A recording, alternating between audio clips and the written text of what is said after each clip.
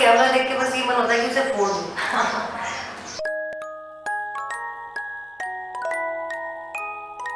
ने आप लोगों कुछ अकाउंट में पैसे ट्रांसफर करा दिए थे, फिर भी आपने उसको मार दिया, ऐसा पैसे क्यों? ट्रांसफर करने से पहले ही मार दिया था।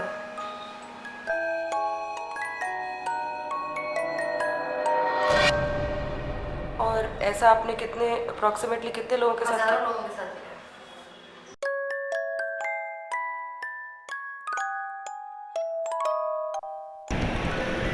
सोशल मीडिया, क्या आप इसके बिना दुनिया की कल्पना कर सकते हैं? ये ऐप्स और वेबसाइट्स हमारे रोज़ाना के ख़यालों पर बहुत असर डालती हैं।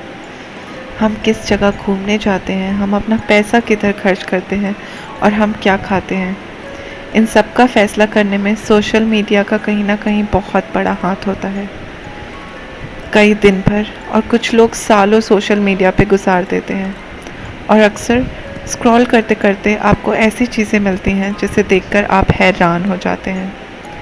इस सीरीज़ में हम ऐसे ही सोशल मीडिया की डरावनी कहानी और मिस्टीरियस चीज़ों के बारे में बात करेंगे। फेसबुक की रहस्यमय प्रोफाइल्स, टिंडर की कहानियाँ और यूट्यूबर्स की मौत। हम हर ऐसी चीज़ के बारे में बात करेंगे जिसे सुनकर आप हैरान हो जाएंगे। इस सीरीज़ की शुरुआत हम टिंडर से करेंगे और ये कहानी शुरू होती है एक सूटकेस से। 3 मई 2018 जयपुर की राजधानी आमेर में पुलिस को एक सूटकेस मिला जिसके अंदर एक आदमी की लाश थी। लाश की हालत देखकर वहाँ के लोग काफ़ी डर गए थे। सूटकेस में डालने के लिए शरीर के हल्के टुकड़े भी किए गए थे। मौजूद पुलिस टीम ने बताया कि लाश के सर पर चोट लगी है जिसकी वजह से आदमी की मौत हुई है। लाश के गले पे 4 से 5 निशान, पॉकेट्स खाली, हाथ और पैर स्कार्फ से बंधे और सर पॉलीथीन से ढका हुआ था। पुलिस ने कहा कि केस अपहरण और मर्डर का है और पुलिस को केस सुलझाने में सिर्फ 1 दिन लगा।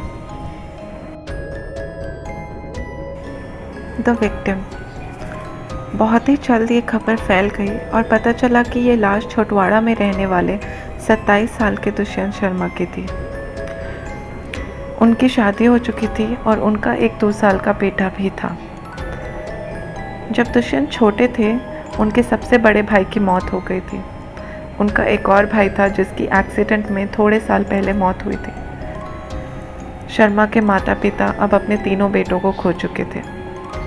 इन्वेस्टिगेशन के दौरान पुलिस को पता चला कि ये कहानी टिंडर से शुरू हुई है। The plot. फरवरी 2018 दुष्यंत की टिंडर पे एक लड़की से मुलाकात हुई।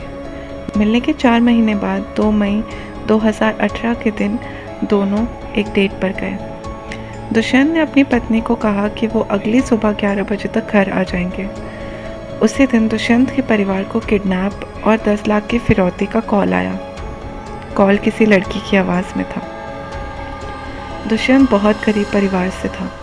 उनके पिता अपने फिक्स डिपॉजिट तोड़कर सिर्फ 3 लाख रुपए भेज पाए। मेरे को कहा तेरे बेटे को बचाना है ना तो 10 लाख रुपए इसके खाते में जमा करा दे। मैंने कहा भाई 10 लाख तो मेरे पास नहीं है अभी, तो मेरे को टाइम दो 4 बजे तक का, तो अभी कितने जमा करा देगा? मैंने कहा मेरे पास 2-3 लाख है, अगर 3 लाख रुपए 20 मिनट जमा करा नहीं तो तेरे बेटे को मार देंगे।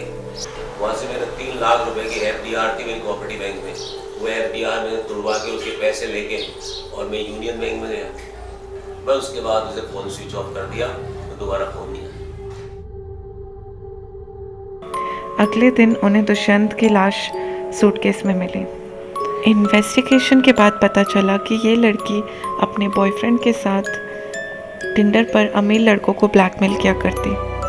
दुष्यंत भी उन्हें इस तरह मिला था, लेकिन दुष्यंत ने लड़की को ये नहीं बताया था कि वो गरीब परिवार से था। डेट के बाद दोनों लड़की के घर गए। वहाँ उन्हें लड़की का बॉयफ्रेंड और उसका दोस्त मिला। उन्होंने दुष्यंत को मारा पीटा और पैसे की मांग की। इसके बाद लड़की ने दुष्यंत का डेबिट कार्ड लेकर उससे 25,000 रुपये निकाले और पैसे मिलने के बाद दुष्यंत की हत्या कर दी। केस हल करने में पुलिस को ज़्यादा समय नहीं लगा, क्योंकि जिस महिला के द्वारा कॉल आया था उनके डिपार्टमेंट में वो नाम बहुत जाना माना था। इस लड़की का नाम था प्रिया सेठ। 27 साल की प्रिया सेठ राजस्थान के फालना से हैं। वे एक प्रोफेसर की बेटी हैं और कॉम्पिटिटिव एग्ज़ाम्स की तैयारी करने प्रिया 2011 में जयपुर आई थी। प्रिया सेठ कमाई के लिए टिंडर पर अमीर लड़कों के साथ दोस्ती कर उनसे मिलने लगी। फिर वो उनका MMS बनाकर उन्हें पैसों के लिए ब्लैकमेल करती। प्रिया ने अपनी एक प्रोस्टिट्यूशन वेबसाइट भी बनाई जिसकी शुरुआत भी टिंडर से हुई थी। हो किल दुष्यंत। प्रिया के बॉयफ्रेंड और उसके दोस्त की पहचान की गई और उनका नाम भी सामने आया। बॉयफ्रेंड का नाम था दीक्षांत कामरा और उसके दोस्त का नाम था लक्ष्य वालिया। प्रिया 21 साल के दीक्षांत कामरा के साथ एक लिव इन रिलेशनशिप में थी। शुरुआत की जांच से पता चला कि दीक्षांत कर्जे में था और प्रिया भी बड़ी रकम कमाना चाहती थी। 4 मई की सुबह पुलिस की एक टीम ने गांधीनगर के रेलवे स्टेशन के पास उन्हें दुष्यंत शर्मा की ऑल्टो में बैठे पाया। पुलिस को क्राइम सीन पर करीब 100 से ज़्यादा सबूत मिले। घर में फर्श, बिस्तर, गद्दे पर खून के छींटे, बियर की बोतल के टूटे हुए शीशे। प्रिया सेठ ने उस रात जो सैंडल पहनी थी और खाली पोटैटो चिप्स के पैकेट।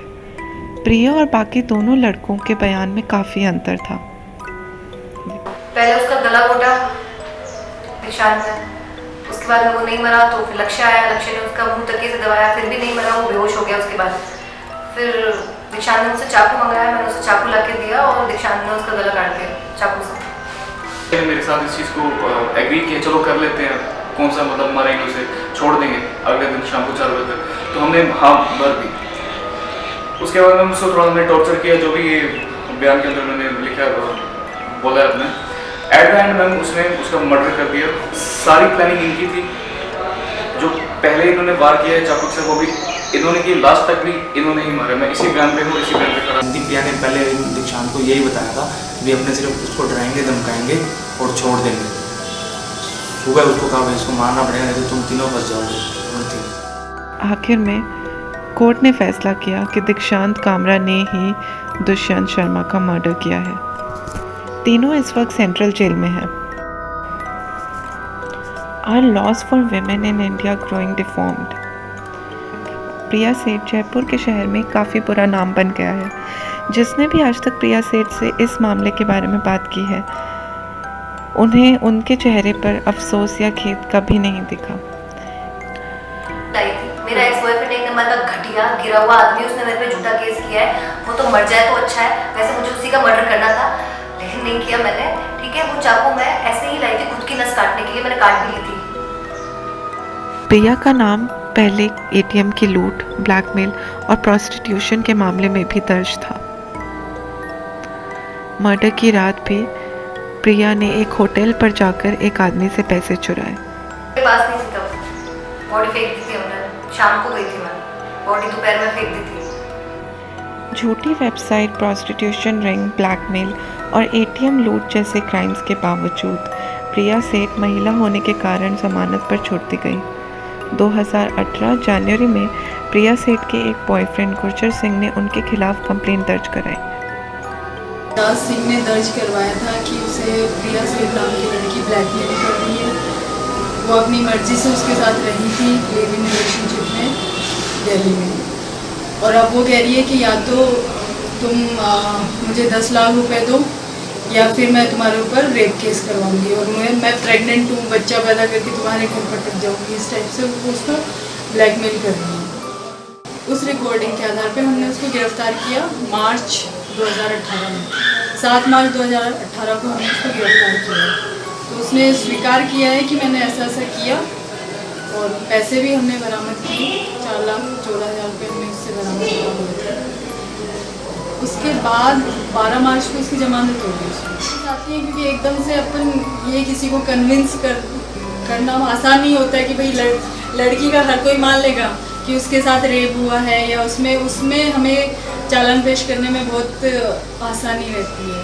लेकिन अगर लड़का उसके खिलाफ करता है कि मैंने उसके साथ ये किया है, वो मुझे ब्लैकमेल कर रही है, तो एक तरह से ये लीक से हटके काम हो गया। तो उसके लिए आती है। मैं PC रिमांड पे गई हूँ पीसी रिमांड लेने के लिए उसके गई हूँ कोर्ट में, तो भी मुझे काफ़ी टाइम जज साहब को ये बताने में लगा कि इसमें ये एविडेंस आए हैं, इसके आधार पर मैंने इसको गिरफ्तार किया है। इसके उदाहरण हम इंडियन मीडिया में भी देख सकते हैं, जहां पर अरेस्ट के वीडियो में प्रिया सेठ का चेहरा धुंधला दिया गया है, दीक्षांत और लक्ष्य वालिया का चेहरा वैसा का वैसा ही है। इस केस के बाद सोशल मीडिया दो भागों में बंट गया। एक जो उन महिलाओं के खिलाफ थे जो महिलाओं के लिए बने कानूनों का फ़ायदा उठा रहे थे, और दो जो प्रिया सेठ के समर्थन में बात कर रहे थे, क्योंकि दुष्यंत शर्मा ने अपने परिवार को धोखा दिया था। कई लोग ऐसे भी थे जो प्रिया सेठ की सोशल जस्टिस वाली बात के समर्थन में बात कर रहे थे।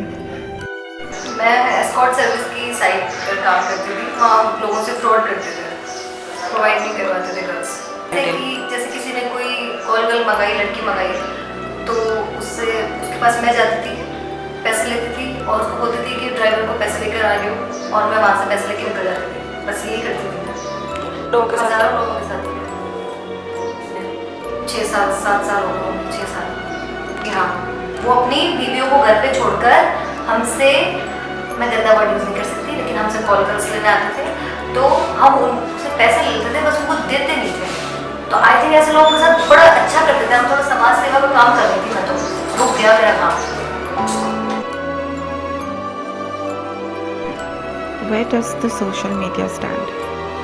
सोशल मीडिया से हुए अपराध हमें उनकी डरावनी सच्चाई के बारे में बताते हैं, जिसे हम अक्सर अनदेखा कर देते हैं। दुष्यंत शर्मा जैसे दुनिया भर में कम से कम 1 मिलियन यानी 10 लाख लोगों की हर साल सोशल मीडिया की वजह से या फिर उसके द्वारा मौत होती है। मर्डर के अलावा कई चीज़ें हैं जो सोशल मीडिया में रहस्यमय हैं, जैसे साउथ कोरिया में एक औरत जो पिछले 11 सालों से हर रोज़ लाइव स्ट्रीम कर रही है। ओरी शेफ कौन है? क्या रेडिट के ओपन वेबकैम्स असली हैं? और क्या सच में इंटरनेट यूजर्स असली केसेस हल कर सकते हैं? इन सवालों के जवाब हम ढूंढेंगे इस सीरीज़ के अगले एपिसोड्स में। Thank you.